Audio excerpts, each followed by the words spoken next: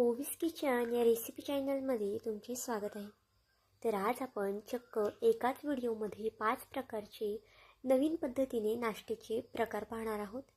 नेहमीचा पोहे उपमा वगैरे खाऊन सगळ्यांनाच कंटाळा येतो, तर नक्कीच या पद्धतीच्या तुम्ही रेसिपी करून बघा। पोहे उपमा विसराल इतके जास्त टेस्टी हा सर्व पदार्थ होतात। तर चला लगेचच रेसिपीकडे वळूयात। तर सुरुवातीला आपल्याला जी रेसिपी करायची आहे त्यासाठी इथे लागणार आहे ते म्हणजे 2 टोमॅटो आणि अगदी घरातल्या साहित्यांपासून ही रेसिपी तयार होणार आहे। तर बघा 2 टोमॅटो स्वच्छ अशी धुवून घेतलेले आहेत, ते मिक्सरच्या भांड्यात कट करून घेतलेले आहेत। त्यामध्ये थोडासा लसूण घातलेला आहे मी, 3 ते 4 हिरव्या मिरच्या घातलेल्या आहेत। तिखट इथे तुम्ही तुमच्या आवडीनुसार कमी जास्त करू शकता। त्यामध्ये अर्धा चमचा जिरं घातलेला आहे। आता हे छान फाईन असं वाटून घेतलेलं आहे। वाटताना पाण्याचा वापर करायचा नाही, तर इथे पाहू शकता पाणी न टाकताच आपण याची छान फाईन अशी प्युरी करून घेतलेली आहे। अगदी जाडसर जर तुकडे राहिले असतील तर पुन्हा तुम्ही मिक्सरच्या भांड्यात ते वाटून घ्या। आता त्यामध्ये थोडीशी कोथिंबीर घातलेली आहे। जर तुमच्याकडे जास्त कोथिंबीर असेल तर तुम्ही जास्त सुद्धा घालून घ्या।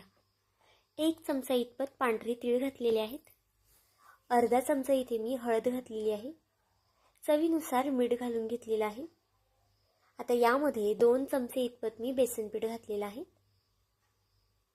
तर आता बेसन पीठ घातल्यानंतर यामध्ये आपण गव्हाचं पीठ घालूया। एक 5 ते 6 चमचे इतपत मी गव्हाचं पीठ घातलेलं आहे। आता ही रेसिपी मी 2 व्यक्तींनुसार करत आहे, त्यानुसार इथे साहित्य घेतलेलं आहे। तुम्ही जर जास्त लोकांसाठी करत असाल तर साहित्य त्यानुसार घेऊ शकता। आता पाणी टाकून हे कणिक मळून घेतलेलं आहे। मळल्यानंतर अशा पद्धतीने वरनं थोडंसं तेल लावून घ्या, म्हणजे कणिक हे अगदी व्यवस्थित भिजलं जातं आणि मळलं देखील व्यवस्थित जातं। तर इथे पाहू शकता अगदी चपात्यांना आपण ज्या पद्धतीने कणिक मळतो त्याच पद्धतीने हे सुद्धा मळून घ्यायचं आहे। आता याचे आपल्याला छोटे छोटे असे गोल गोळे करून घ्यायचे आहेत। ही रेसिपी जर तुम्ही एकदा केली ना तर नक्कीच आठवड्यातून 2 ते 3 वेळा कराल। आणि याच्या पुढची जी रेसिपी आहे ती तर अगदी झटपट बनणारी आहे आणि अगदी चविष्ट आहे, त्यामुळे ती सुद्धा नक्कीच बघा। आणि ती रेसिपी जर तुम्ही केली तर नक्कीच मला कमेंट करून सांगायला विसरू नका। तर बघा आता चपातीसारखा आपण एक उंडा करून घेतलेला आहे। आता त्याला थोडं थोडं आपण पीठ लावून हे छान लाटून घेणार आहोत। आपण लाटताना शक्यतो हे अगदी पातळ लाटा, म्हणजे खायला देखील छान लागतं, रुचकर। तर बघा खाली जर चिटकत असेल तर थोडं थोडं आपल्याला पीठ लावायचं आहे आणि अगदी चपाती लाटतो त्या पद्धतीने सहज हा पराठा लाटला जातो। तुम्ही याला टोमॅटोचा पराठा म्हणू शकता किंवा मग काहीही नाव देऊ शकता। तर बघा अगदी पातळ असा हा पराठा लाटून झालेला आहे। आता गॅसवरती एक पॅन ठेवलेला आहे तापत। पॅनला अगदी थोडंसं तेल शिंतडून घेतलेलं आहे। तुम्ही तेलाऐवजी बटर किंवा मग तुपाचा देखील वापर करू शकता। वरनं सुद्धा छान तेल लावून घेतलेलं आहे। आता एका साईडने छान शेकून घ्यायचं आहे आणि दुसरी साईड पलटी करून घेऊया। अगदी आपण चपाती लाटतो ना अगदी त्याच पद्धतीने हे पराठे लाटून घ्यायचे आहेत। तर बघा अगदी छान असे हे पराठे भाजून होतात। जर हे पीठ तुम्ही जास्त वेळ मुरत ठेवलं ना तर अगदी पराठे तुमचे फुलले देखील जातील, पण आपण पीठ मळल्यानंतर लगेचच हे पराठे करायला घेतलेत, त्यामुळे पराठा इथे फुललेला नाहीये। तर बघा छान असा हा पराठा आपला भाजून झालेला आहे।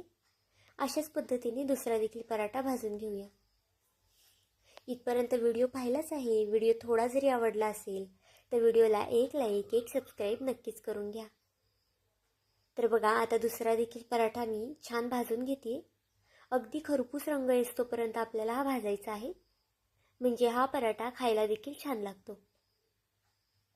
हे पराठे तुम्ही टोमॅटो केचप किंवा मग मेयोनीज, चटणी किंवा मग चहासोबत किंवा प्रवासामध्ये असे नेले तरी सुद्धा भरपूर दिवस टिकतात, त्यामुळे नक्कीच एकदा करून बघा। झटपट बनणारे देखील आहे आणि घरातल्या साहित्यामध्ये देखील आहे।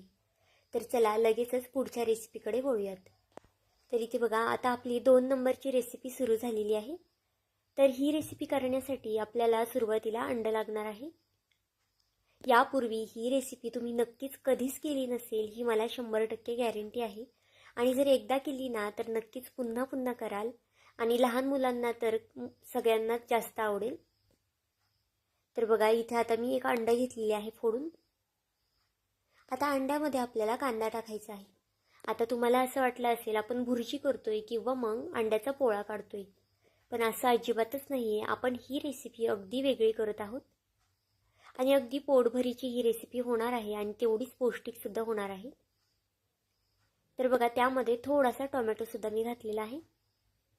थोडीशी कोथिंबीर घालून घ्यायची आहे आणि यामध्ये आपल्याला ओतायचं आहे पाणी.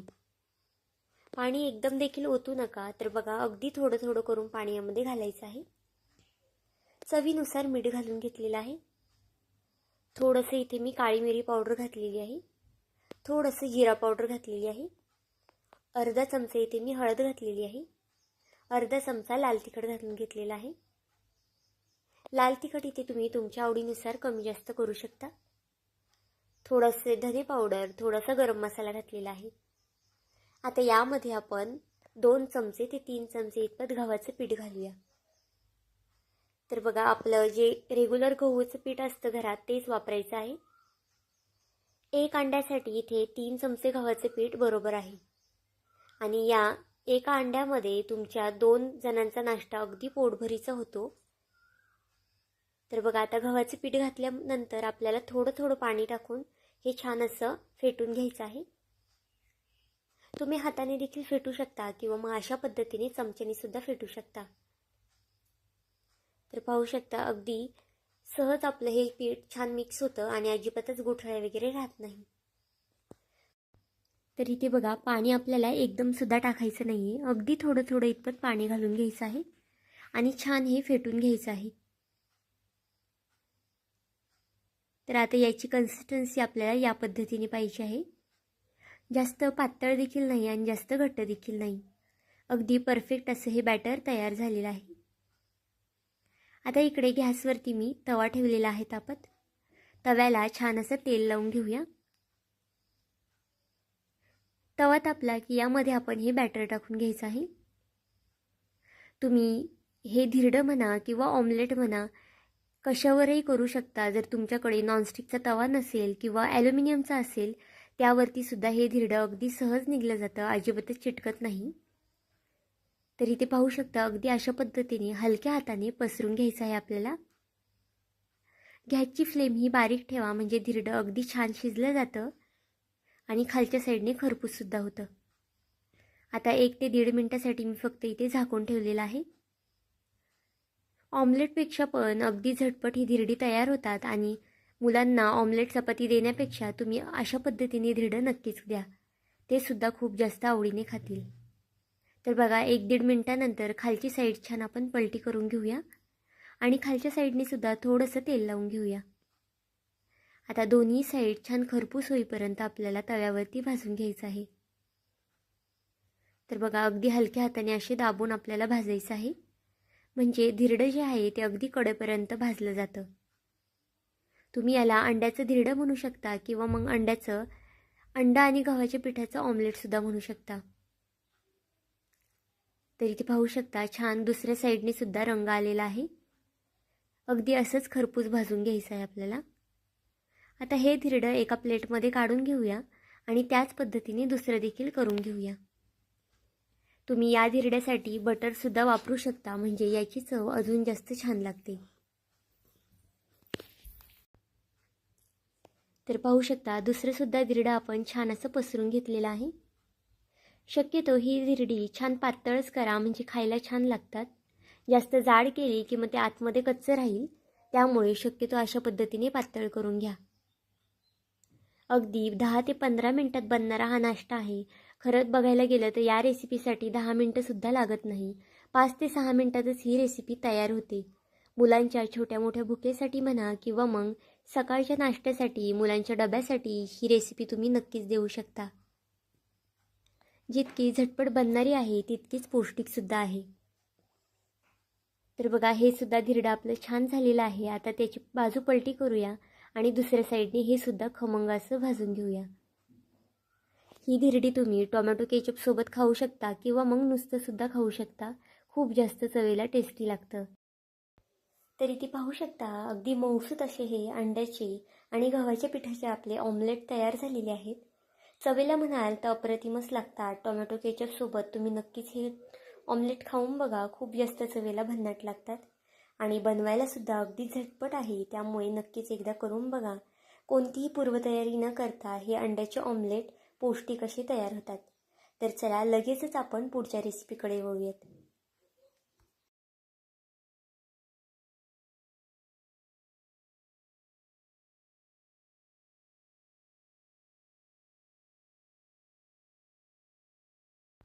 तर आता ही रेसिपी करण्यासाठी सुद्धा अगदी तुमच्या घरात असलेल्या साहित्यापासूनच ही रेसिपी बनणार आहे.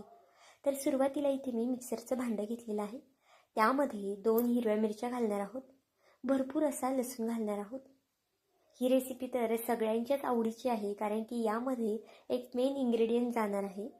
आता यामध्ये जिरं घातलेलं आहे आणि हे भरभरीत असं वाटून घेतलेलं आहे. तर पाहू शकता अगदी पेस्टसुद्धा केलेली नाही आहे, भरभरीत असं वाटून घेतलेलं आहे. आता इथे मी 1 बटाटा घेतलेला आहे उकडलेला. 1 बटाटा या रेसिपीसाठी पुरेसा आहे. तुम्ही जर मग जास्त लोकांसाठी करत असाल तर मग जास्त बटाटे नक्कीच घ्या. आता सुरुवातीला आपल्याला बटाटा उकडून घ्यायचा आहे. उकडताना नक्कीच बटाटा तुम्ही छान उकडून घ्या, म्हणजे तो किसला देखील अगदी परफेक्ट जातो. तर बघा आता इथे बटाटा थोडासा गरम आहे, त्यामुळे मी हळूवारपणे किसते. पण शक्यतो बटाटा छान थंड होऊन द्या आणि मगच किसा, म्हणजे हाताला वगैरे भाजणार नाही. तर बघा छान असा बटाटा किसून घ्यायचा आहे. तुम्ही हाताने देखील कुस्करू शकता, पण हाताने कुस्करला की त्यामध्ये गाठी वगैरे राहतात. त्यामुळे शक्यतो बटाटा हा छान असा किसून घ्या. आता यामध्ये भरपूर अशी कोथिंबीर घालून घेऊया. आपण जिरं, लसूण आणि हिरवी मिरची जे वाटून घेतलं होतं ते घालून घेऊया. 1 मोठा चमचा इथे मी पांढरे तीळ घातलेले आहे. अर्धा चमचा इथे मी हळद घातलेली आहे. चवीनुसार मीठ घालून घेऊया. आणि या रेसिपीसाठी तुम्हाला गव्हाचं पीठ लागणार आहे. आणि गव्हाचं पीठ बघितलं तर सगळ्यांच्याच घरात अवेलेबल असतं. त्यामुळे ह्या सगळ्याच रेसिपी अगदी झटपट बनणाऱ्या आहेत आणि घरातल्या साहित्यांमध्ये आहेत. आता एक 5 ते 6 चमचे आपण यामध्ये गव्हाचं पीठ घालून घेऊया. गव्हाचं पीठ घालताना शक्यतो चाळून घाला, म्हणजे त्यामध्ये काही कण वगैरे असतील ते निघून जातात. आता बघा पाण्याचा वगैरे वापर न करता आपल्याला सुरुवातीला हे छान मिक्स करून घ्यायचं आहे. शेवटी आपल्याला जसं पाणी लागेल तसं याचा घट्टसर असा गोळा करून घ्यायचा आहे. तर इथे बघा थोडं पाणी करून मी टाकलेलं आहे आणि छान घट्टसर याचा गोळा करून घेतलेला आहे. तुम्ही नक्कीच नेहमी बटाट्याचे पराठे केलेच असतील, पण आपण नेहमी बटाट्याचं स्टफिंग वेगळं करतो आणि पीठ वेगळं मळतो. त्यामुळे करायलासुद्धा खूप जास्त वेळ जातो आणि अगदी झटपटसुद्धा बनत नाही. कधी स्टफिंगसुद्धा ते बाहेर येतं आणि पराठासुद्धा अगदी जाड लाटला जातो. हे अशा पद्धतीने जर पराठे केले ना तर नक्कीच या पद्धतीने तुम्ही नक्कीच नेहमी पराठे कराल. तर इथे बघा ह्याचे मी छोटे असे गोळे करून घेतलेले आहे. तुम्ही गोळे छोटे किंवा मग मोठे कोणत्याही प्रकारे करू शकता. तर आपण ज्या पद्धतीने चपातीसाठी गोळा करतो ना, अगदी त्या पद्धतीने हा गोळा करून घेतलेला आहे. आता एका बटाट्याचे एक 4 ते 5 पराठे आरामात होतात. जर तुम्ही जास्त बटाटे घेतले तर मग जास्त लोकांसाठी ही रेसिपी बनू शकते. तर इथे बघा दुसरा देखील गोळा इथं मी करून घेतलेला आहे. व्हिडिओ इथपर्यंत पाहिलाच आहे आणि व्हिडिओ थोडा जरी आवडला असेल तर नक्कीच व्हिडिओला एक लाईक, एक सबस्क्राईब करून घ्या आणि सोबतचं बेल आयकॉनसुद्धा दाबा, म्हणजे माझ्या व्हिडिओचं नोटिफिकेशन हे सगळ्यात अगोदर तुम्हाला येईल. तर इथे बघा 4ही गोळे आपले करून झालेले आहेत. आता थोडंसं पीठ लावून घ्यायचं आहे गोळ्याला आणि छान हा पराठा पातळ असा लाटून घ्यायचा आहे. जितका तुम्हाला पातळ लाटता येईल तितका हा पराठा तुम्ही पातळ लाटून घ्या, म्हणजे खायला देखील तितका जास्त रुचकर आणि खमंग लागतो. तुम्ही पाहू शकता अगदी अजिबातच चिरटत वगैरे नाही आणि अगदी सहज हे बटाट्याचे पराठे तयार होतात. पण आपण नेहमी जे बटाट्याचे पराठे करतो त्याला खूप जास्त तामझाम असते आणि खूप जास्त किचकट काम असतं. पण जर या पद्धतीने पराठे केले तर अगदी झटपट होतात आणि खायला देखील खूप जास्त वेगळी टेस्ट लागते. तर इथे पाहू शकता अगदी व्यवस्थित असा हा पराठा मी लाटून घेते. पराठा लाटताना थोडं वरनं पीठ लावा, म्हणजे खाली चिकटणार नाही. पण जास्त देखील पीठ लावू नका, नाहीतर मग पराठा आहे तो वरनं कडक होतो भाजल्यानंतर. त्यामुळे थोडंच पीठ लावा, जेवढं तुम्हाला लागेल तितकंच. तर इथे पाहू शकता छान पातळ असा पराठा मी लाटून घेतलेला आहे. आता गॅसवरती पॅन ठेवलेला आहे. पॅन छान तापून द्यायचा आहे. अगदी ज्या पद्धतीने आपण चपात्या भाजतो किंवा मग बटाट्याचा पराठा करतो त्याच पद्धतीने हा सुद्धा पराठा छान भाजून घ्यायचा आहे. आणि तसंच तेलाऐवजी तुम्ही इथे तूप किंवा मग बटर वापरू शकता. पण जर तूप वापरलं की पराठा खायला अजून जास्त रुचकर लागणार आहे. तर बघा एका साईडने छान खमंग असा पराठा आपण भाजून घेऊया.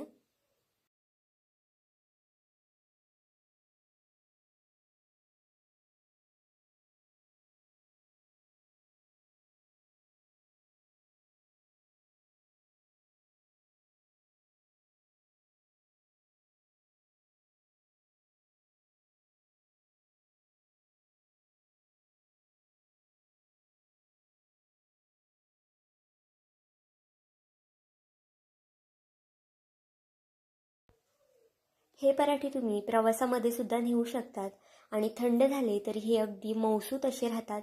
अजिबातच कडक वगैरे होत नाही. आणि या पराठ्यांसोबत तुम्हाला चटणीसुद्धा लागणार नाही, कारण की खायला हे पराठे खूप जास्त टेस्टी होतात आणि याची चव काहीतरी वेगळीच असते. त्यामुळे कोणत्याही चटणीची सुद्धा गरज लागणार नाही. पण तुम्हाला जर आवडतच असेल तर तुम्ही टोमॅटो केचप किंवा मग शेंगदाण्याची चटणी किंवा मग चहाबरोबर हे पराठे एन्जॉय करू शकतात. तर इथे बघा दोन्ही साईडने छान तेल लावून पराठा आपला भाजून घ्यायचा आहे.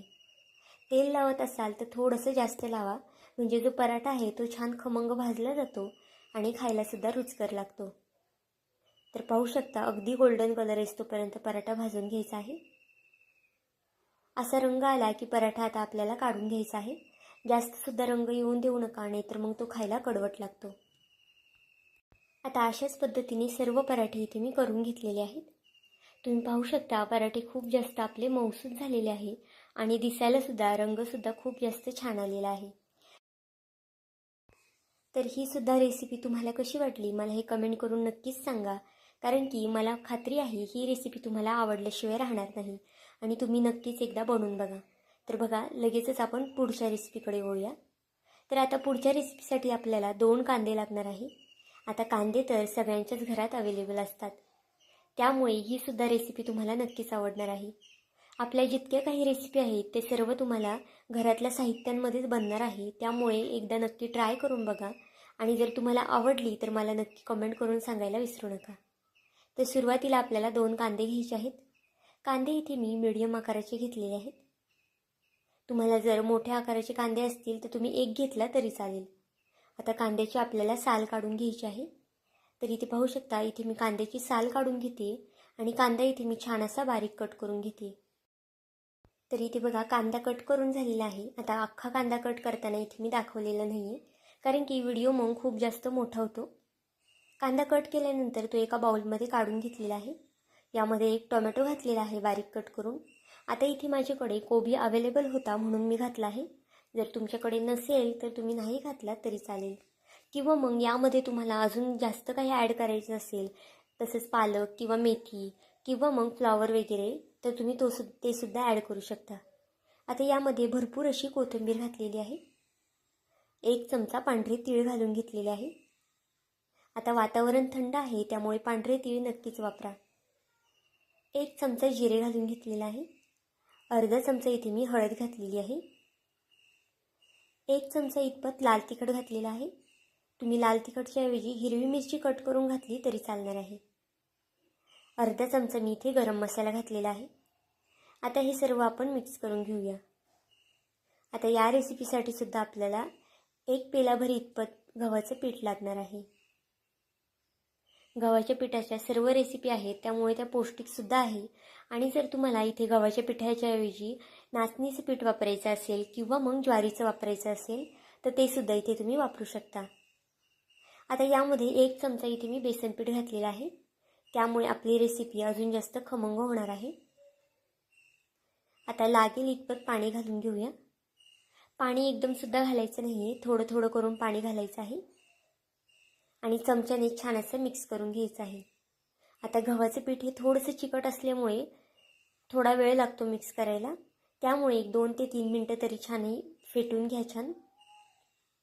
यामध्ये तुम्हाला तुमच्या आवडीच्या ज्या काही भाज्या घालायच्या असतील त्यासुद्धा इथे तुम्ही घालू शकता.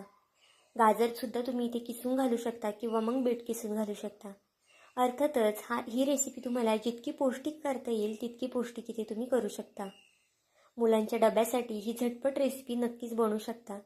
घाईच्या वेळेत सकाळचा झटपट डबा बनवायची घाई असते, त्यामुळे सुचतसुद्धा नाही नक्की काय करायचं, तर ही अगदी झटपट रेसिपी तुम्ही बनवू शकता. तर बघा, बॅटर छान आपलं मिक्स करून झालेलं आहे. आता यामध्ये चवीनुसार मीठ घालून घेऊया. मीठ घातल्यानंतर पुन्हा आपल्याला बॅटर छान ढवळून घ्यायचं आहे चमच्याने. बॅटरची कन्सिस्टन्सी इथे तुम्ही पाहू शकता, जास्त पातळ देखील नाही आणि जास्त घट्ट देखील नाही. आता बॅटर हलवून झालेलं आहे. आता यामध्ये मी अगदी थोडासा सोडा घातलेला आहे, म्हणजेच इनो घातलेला आहे. इनो घालणं अगदी ऑप्शनल आहे, तुम्हाला जर आवडत असेल तर घाला किंवा मग स्किप केलं तरी चालेल. फक्त इनो घातल्यामुळे या रेसिपीला थोडीशी जाळी पडते, म्हणून इथे मी इनोचा वापर केलेला आहे. तुम्ही नाही घातली तरीसुद्धा चालणार आहे. इनोमुळे आपली रेसिपी फसणार वगैरे नाही, अगदी परफेक्ट अशीच होणार आहे. तर बघा, बॅटर आपलं तयार आहे. आता पॅन ठेवलेला आहे गॅसवरती. थोडंसं अगदी तेल लावून घ्यायचं आहे. तेल छान पसरून घ्या कडेपर्यंत. तवा छान तापलेला पाहिजे, म्हणजे जे बॅटर आहे ते अगदी आपलं व्यवस्थित तव्यावरती बसेल. तर बघा, आता 2 ते 3 पळ्या इथे मी बॅटर हे टाकून घेणार आहे. आता तुम्हाला हे गव्हाच्या पिठाचं धिरडं जितकं मोठं पाहिजे असेल तितकं तुम्ही मोठं करून घ्या, किंवा मग लहान लहान करायचे असतील तर मग तुम्ही लहान लहानसुद्धा करू शकता. तर इथे बघा, अगदी अशा पद्धतीने आता हे पसरून घ्यायचं आहे. आता आपण जो इनो घातला आहे त्यामुळे याला थोडीशी जाळी पडते. जर तुम्ही इनो घातला नाही तर जाळी पडणार नाही. जर तुम्हाला इनो आवडत असेल तर तुम्ही नक्कीच घाला. तर बघा, अगदी हलक्या हाताने छान असे हे पसरून घेतलेलं आहे मी. आणि कडेपर्यंत छान तेल लावून घ्यायचं आहे. धिरडं किंवा थालीपीठ किंवा दुसरं काही अशा रेसिपी असतात, त्यांना थोडंसं तेल जास्त लावलं की त्या रुचकर भाजल्या जातात आणि खायला देखील छान लागतात. आता 2 मिनिटासाठी फक्त हे झाकण ठेवलेलं आहे मी. झाकण काढल्यानंतर आपण छान हे मोकळं करून घेऊया. तर बघा, अजिबातच खाली चिटकत वगैरे नाही आणि अगदी सहज हे धिरडं निघलं जातं. तुम्ही याला गव्हाच्या पिठाचा उत्तप्पासुद्धा म्हणू शकता किंवा ढोसेसुद्धा म्हणू शकता. तुम्हाला जे आवडेल ते नाव याला तुम्ही देऊ शकता. तर बघा, खालच्या साईडने छान सोनेरी रंगावरती हे भाजून घेतलेलं आहे मी. आता दुसरी साईड पलटी करून त्या साईडने सुद्धा छान रंग येतोपर्यंत भाजून घ्यायचा आहे. पाहू शकता, छान रंगसुद्धा आलेला आहे आणि आपलं हे जे धिरडं आहे ते खमंग असं भाजलं गेलं आहे. तर बघा, अगदी 2 ते 3 मिनिटं लागतात एक धिरडं भाजायला, कारण की हे गव्हाचे पीठ आहे त्यामुळे थोडासा जास्त वेळ लागू शकतो. तर इथे बघा, दोन्ही धिरडे आपले छान भाजून झालेले आहेत. अगदी मऊसूत असे हे धिरडे होतात. थंड झाले तरीसुद्धा मऊसूतच राहतात. त्यामुळे तुम्ही गरमागरम खाऊ शकता किंवा मग थंड झाल्यावरसुद्धा खाऊ शकता. तर ही रेसिपीसुद्धा तुम्हाला कशी वाटली ते सुद्धा मला नक्कीच सांगा. तर चला, लगेचच आपण पुढच्या रेसिपीकडे येऊयात. तर ही जी पुढची रेसिपी आहे ती तर खूप जास्त झटपट आहे आणि इन्स्टंट आहे, कारण की कधीकधी चपाती शिळ्या राहतात आणि मग त्याचं काय करायचं हे सुचत नाही आणि मग त्या खाल्ल्या देखील जात नाही किंवा मग त्या वाया जातात. तर ही रेसिपी तुम्ही नक्कीच बनवू शकतात. तर बघा, एक शिळी चपाती घेतलेली आहे मी. आता चपाती आपण साईडला ठेवूया, तोपर्यंत एक बॅटर तयार करून घेऊया. आता यामध्ये एक कांदा टाकून घ्यायचा आहे. एक लहान आकाराचा बारीक कांदा कट करून घेतला आहे मी. कोथिंबीर घालून घ्यायची आहे थोडीशी.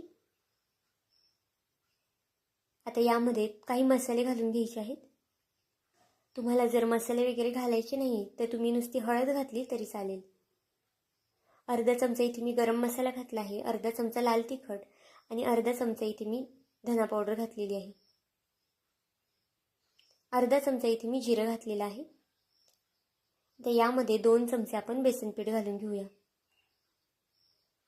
कधी कधी स्वयंपाक करायचा कंटाळा येतो आणि शिळ्या चपात्यासुद्धा खूप जास्त राहिलेल्या असतात. तर ही रेसिपी तुम्ही नक्कीच करू शकता, कारण की ही खायला देखील तितकीच जास्त चविष्ट लागते. आणि ही रेसिपी केल्यामुळे आपल्या चपात्यासुद्धा वाया जात नाही आणि त्यासुद्धा खाल्ल्या जातात. चवीनुसार मीठ घालून घेतलेलं आहे. आता हे बॅटर आपण करून घेऊया. बॅटर छान चमच्याने ढवळून घ्यायचं आहे. आता यामध्ये सुद्धा तुम्ही गाजर वगैरे ॲड करू शकता जर तुमच्याकडे असेल, किंवा सिमला मिरचीसुद्धा बारीक अशी कट करून टाकू शकता. तर इथे पाहू शकता, बॅटर छान मी 1 मिनिट भरासाठी छान ढवळून घेतलेलं आहे. अशा पद्धतीने बॅटर छान ढवळलं की त्याला जाळी छान पडते. त्यामुळे नक्कीच 1 मिनिट तरी बॅटर हे ढवळून घ्या. तर इथे पाहू शकता अगदी जाडसरसुद्धा बॅटर नाही आहे आणि जास्त पातळसुद्धा नाही आहे. आता गॅसवरती एक पॅन ठेवलेला आहे. पॅनला अगदी थोडं तेल लावायचं आहे. जास्तसुद्धा तेल लावू नका. अगदी थोडं तेल लावून घ्या आणि जी आपली शिळी चपाती असते ती यावरती ठेवून घ्या. तुम्ही ही रेसिपी शिळ्या चपातीची सुद्धा करू शकता किंवा मग ताजी चपाती असेल त्याचीसुद्धा करू शकता. पण जर अशा पद्धतीने रेसिपी केली की मग शिळ्या चपात्या वाया देखील जात नाही आणि खायला देखील तितकी जास्त ही रेसिपी खमंग लागते. आता गॅसची फ्लेम मी अगदी स्लो ठेवलेली आहे, नाहीतर मग चपाती जी आहे खाली जळून जाईल आणि मग रेसिपी आपली खराब होईल. तर बघा अगदी स्लो गॅस ठेवायचा आहे आणि जे बॅटर आहे ते सगळीकडून पसरून आपल्याला ओतून घ्यायचं आहे. 2 चमचे बेसन पीठ एका चपातीसाठी पुरेसं आहे. तुम्ही जर जास्त चपात्यांसाठी करत असाल तर मग बेसन पिठाचं प्रमाण वाढवू शकता. तर बघा अगदी अशा पद्धतीने सगळीकडून हे बॅटर लावून घ्यायचं आहे. यावरती तुम्ही चीज वगैरे घातलं, थोड्याशा भाज्या घातल्या तर मग मुलांना पिझ्झा म्हणून देखील ही रेसिपी देऊ शकता आणि त्यानिमित्ताने मुलांच्या पोटात चपाती देखील जाईल. कारण की तसं मुलं चपाती खात नाही आणि जर अशा पद्धतीने तुम्ही ही रेसिपी बनवून दिली की नक्कीच मुले चपाती आवडीने खातील आणि एक नाही तर 2-2 चपात्या खातील.